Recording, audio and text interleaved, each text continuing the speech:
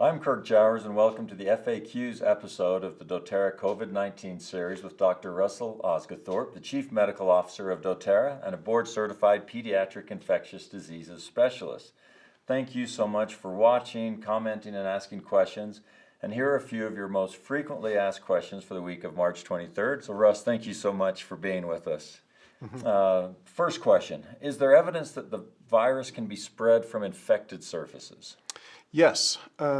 What we've learned about the virus, there's been some data out of Rocky Mountain National Laboratories that showed that the virus nucleic acid, or RNA, can be detected on surfaces as long as 3 days out, depending on the surface. Whether or not that nucleic acid is actually infectious is a separate question, but we know that these types of viruses land on surfaces because we cough them or sneeze them onto surfaces, and then they can be there for a period of time, picked up by a hand, moved to our mucous membrane, and then we self-inoculate from a surface to our mouth, to our eyes, to our nose. And the follow-up from that is, what about through the air? And if it's airborne, does that mean anywhere outside is dangerous? Okay, that's kind of a complex question, so I'm going to answer it best I can. Okay. So right now for COVID-19, what we know is that it is droplet spread. So those are droplets that are coughed or sneezed, and they go through the air, right, and they travel about 6 feet, 3 to 6 feet. So that's where all these recommendations about distance are coming in, right? Is that sneezing, coughing? Can it be sneezing or coughing? So not just breathing typically, it has to kind of eject something? There's been some debate on people, on some academic articles suggesting that just breathing can pass the virus through droplets. We are, however, not certain if those are large droplets that only travel 6 feet or smaller droplets that can travel and remain in the air a longer period of time. But right now, we do not believe that this is an airborne virus. Okay. Airborne transmission are for things like chickenpox, for example, or varicella is its scientific name.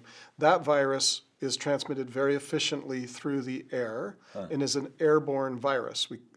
This virus, coronavirus or COVID-19, we feel is a droplet virus, which are large droplets which we right now understand about the virus only travel 3 to 6 feet.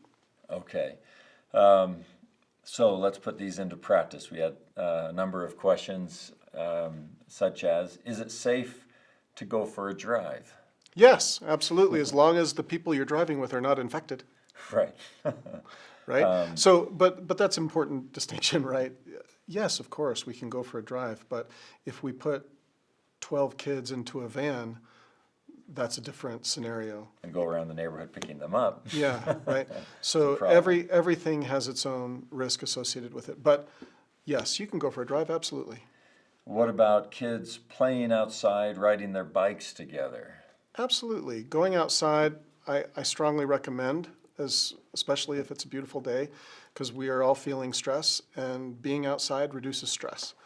However, not all kinds of outside activities are the same from a risk perspective.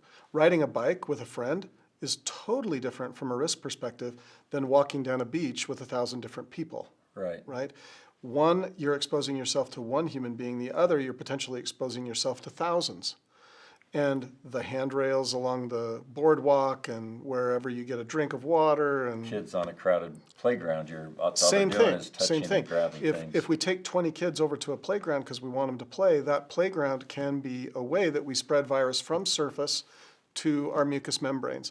And even if they get there and it's empty, the virus could have been there before you got there, left on that teeter-totter or that merry-go-round, and your kids pick it up and get infected. So children are usually very efficient transmitters of respiratory viruses. So we need to be careful about what we're doing with our young family members. Final question on this grouping is it safe to order and eat takeout food?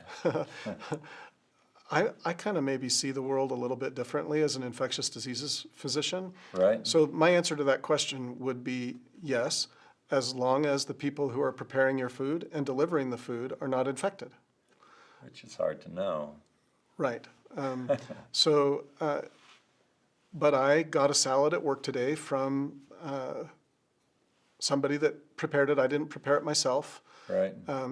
We make risk decisions every day about whether I'm going to the grocery store or whether I'm going to go on a walk with my wife outside. And then while on that walk, do I stop and say hi to the other neighbor who's on a walk as well? These kinds of decisions are low risk, but if we do enough of them, those risks compound and we could potentially get infected. Thank you, and thank you for joining us.